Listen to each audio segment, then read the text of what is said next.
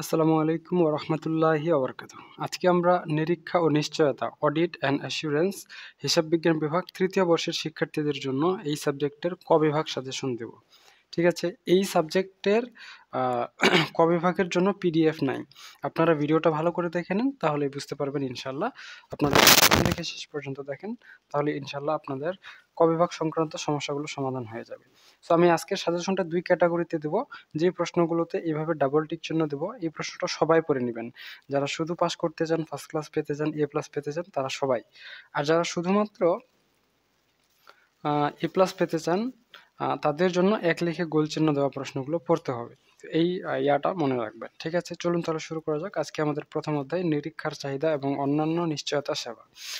তো এটাতে ক বিভাগের যে প্রশ্নগুলো গুরুত্বপূর্ণ সবাই পড়বেন।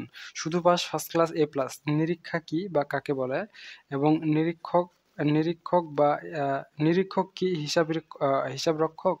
এরপর হচ্ছে অডিট শব্দটি কোন শব্দ হতে উৎপত্তি হয়েছে? এই প্রশ্ন ৩টা সবাই পড়ে নিবেন। ঠিক আছে? এর পরবর্তীতে যারা শুধুমাত্র এ প্লাস পেতে চান তারা নিরীক্ষককে এই প্রশ্নটা পড়ে নিবেন। এর পরবর্তীতে অন্তর্বর্তীকালীন নিরীক্ষা কি? এইটা গুরুত্বপূর্ণ, এটা পড়ে নিবেন। এরপরে হচ্ছে বিধিবদ্ধ নিরীক্ষা কি? এটা পড়ে নিবেন। বিধিবদ্ধ নিরীক্ষককে, নিশ্চয়তা সেবা কি?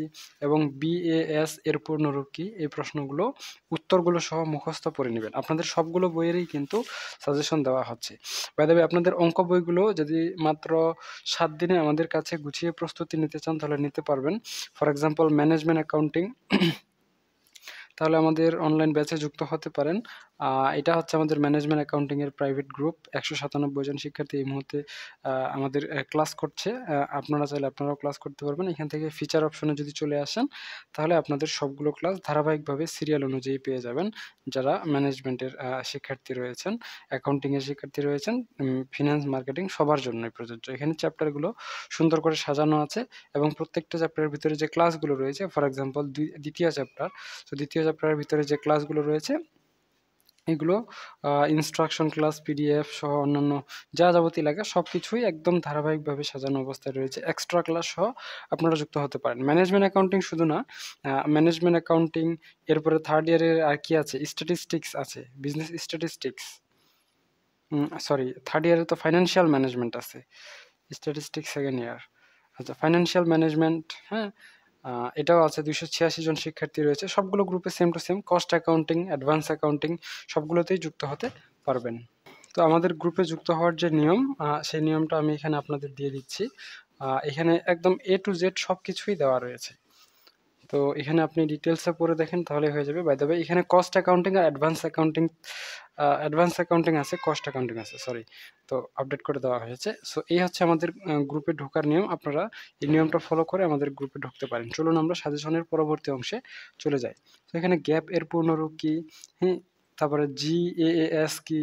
হ্যাঁ, GAS এর পূর্ণরূপ কি? ISA এর পূর্ণরূপ কি? IAASB এর পূর্ণরূপ কি? IASB এর পূর্ণরূপ কি? একজন নিরীক্ষকের বিধিবদ্ধ যোগ্যতা কি? এই প্রশ্নটা গুরুত্বপূর্ণ। এরপরে হচ্ছে ধারাবাহিক নিরীক্ষা বলতে কি বুঝো? সামাজিক নিরীক্ষা কি? ACA এর পূর্ণরূপ কি? CPA এর পূর্ণরূপ কি? ITP এর পূর্ণরূপ কি? হুম এরপর হচ্ছে FCA এর পূর্ণরূপ কি? AICA এর পূর্ণরূপ কি? এবং উৎপাদন ব্যয় নিরীক্ষকের শিক্ষাগত যোগ্যতা কি? এই প্রশ্নগুলো গুরুত্বপূর্ণ। এগুলো আপনারা পড়ে নেবেন। এগুলো শুধু ক বিভাগের জন্য নয়, খ এবং গ বিভাগের জন্যও প্রযোজ্য। এরপর হচ্ছে নিরীক্ষা পেশা। নিরীক্ষা পেশা। তো এখানে আপনাদের জন্য গুরুত্বপূর্ণ প্রশ্ন হচ্ছে পেশা কি? তারপরে হচ্ছে নিরীক্ষা কি একটি পেশা? পেশাগত নৈতিকতা বলতে কি বুঝো? নিরীক্ষা মান কি? সত্যায়ন বলতে কি বুঝো? এরপরে হচ্ছে একটি লিস্টেড পাবলিক লিমিটেড কোম্পানিতে কমপক্ষে কতজন পরিচালক থাকতে হবে? এরপরে হচ্ছে CASB এর পূর্ণরূপ কি? আর এর পরবর্তীতে রয়েছে ICAB কোন অর্ডার অনুসারে গঠিত হয়? এরপরে হচ্ছে ICAB এর পূর্ণরূপ কি? আর হচ্ছে ICAB এর প্রশাসনিক মন্ত্রণালয় কোনটি? এই প্রশ্নটা আপনাদের জন্য খুবই গুরুত্বপূর্ণ। 3য় অধ্যায় নিরীক্ষা প্রতিবেদন।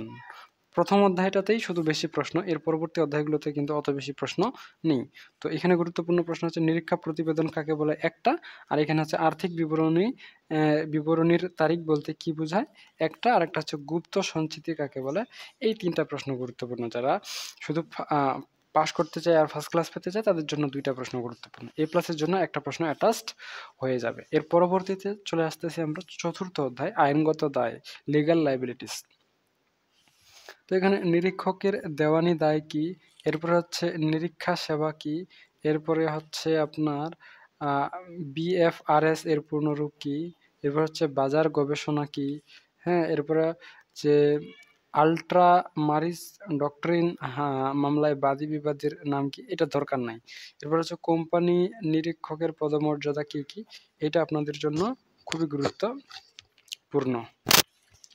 আচ্ছা, আমরা পঞ্চম অধ্যায়ে চলে আসছি, নিরীক্ষার দায় দায়িত্ব এবং উদ্দেশ্য সমূহ। এখানে সম্ভাব্য 2টি দায়ের উদাহরণ দাও। নিরীক্ষার গৌণ উদ্দেশ্য সমূহ কি কি, ভুল বলতে কি বোঝায়, হ্যাঁ, নীতিগত ভুল বলতে কি বোঝায়, পরিপূরক ভুল কি, এরপরে হচ্ছে জুয়াচুরি বলতে কি বোঝায়, এবং গবাক্ষ সজ্জা কি, এবং হচ্ছে এখানে হিসাবের কারচুপি বলতে কি বোঝায়। এই প্রশ্নগুলো আপনাদের জন্য খুবই গুরুত্বপূর্ণ, এগুলো আপনারা ভালো করে দেখে নেবেন, পড়ে নেবেন। ষষ্ঠ অধ্যায়, নিরীক্ষার সাক্ষ্য প্রমাণ। নিরীক্ষা সাক্ষ্য প্রমাণ বলতে কি বুঝো, এটা গুরুত্বপূর্ণ। কার্যপ্রণালী কত ধরনের ও কি কি, এটা গুরুত্বপূর্ণ। নিরীক্ষা কার্যপত্র বা নথিপত্র বলতে কি বুঝো, এটা গুরুত্বপূর্ণ। নমুনা পরীক্ষা বলতে কি বোঝায়, এটা গুরুত্বপূর্ণ। এর পরবর্তীতে ভাউচার কি, এটা গুরুত্বপূর্ণ। নিরীক্ষা ফাইল কি, এটা গুরুত্বপূর্ণ।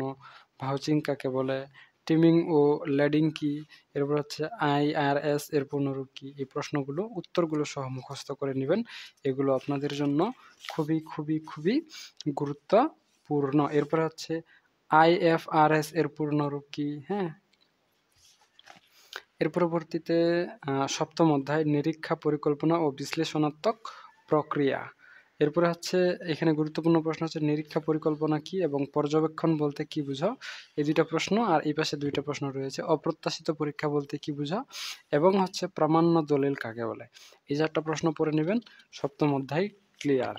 এরপরে আমরা চলে আসতেছি অষ্টম অধ্যায়ে, অভ্যন্তরীণ নিয়ন্ত্রণ, নিরীক্ষা এবং নিয়ন্ত্রণ ঝুঁকি। এখানে গুরুত্বপূর্ণ প্রশ্ন হচ্ছে অভ্যন্তরীণ নিয়ন্ত্রণ কাকে বলে এবং নিয়ন্ত্রণ পরিবেশ কি, মানব সম্পদ নিরীক্ষা কি, এবং হচ্ছে আপনার 5টি অভ্যন্তরীণ নিয়ন্ত্রণের মূল নীতির নাম লেখো, এবং অভ্যন্তরীণ নিবারণ ব্যবস্থা বলতে কি বুঝো, এটা গুরুত্বপূর্ণ।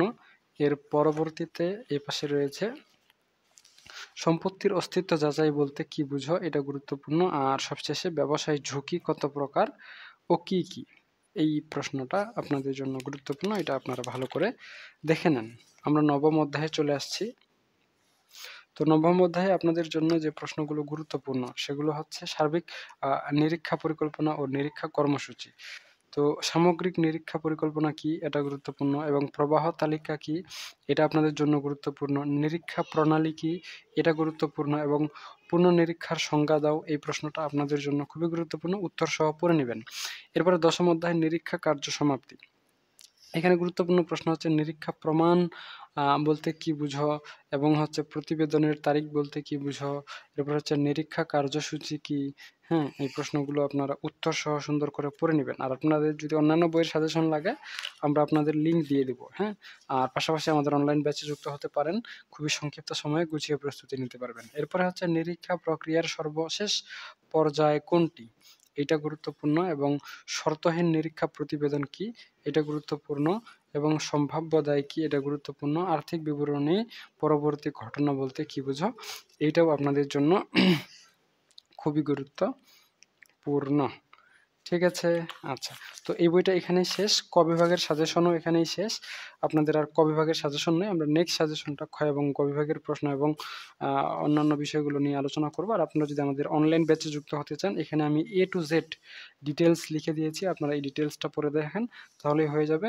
আর আপনারা যদি চান আমাদের অনলাইন প্রাইভেট ব্যাচ আপনাদের জন্য এনি টাইম উন্মুক্ত রয়েছে, যুক্ত হতে পারেন। আপনাদের ফাইন্যান্সিয়াল ম্যানেজমেন্ট, আর management accounting, cost accounting, advance accounting 1 2 দুইটাই। সো আপনারা এগুলোতে যুক্ত হতে পারেন। ঠিক আছে? আজকে পর্যন্তই। সকলেই সুস্থ থাকুন, ভালো থাকুন আর আমাদের সাথে থাকুন। এটা আমার ফেসবুক প্রোফাইল। এই প্রোফাইলে যুক্ত হয়ে থাকতে পারেন এবং এই যে maruf99.com লেখা আছে, এটা আমার ওয়েবসাইটের ঠিকানা। আপনারা চাইলে আমাদের ওয়েবসাইট থেকেও আপনাদের সবগুলো বইয়ের সাজেশন সংগ্রহ করতে পারেন। তো ঠিক আছে, আজকে এ পর্যন্তই। সকলেই সুস্থ থাকুন, ভালো থাকুন আর আমাদের সাথেই থাকুন। দেখা হচ্ছে আপনাদের সাথে নেক্সট পর্বে। ততক্ষণ পর্যন্ত খোদা হাফেজ।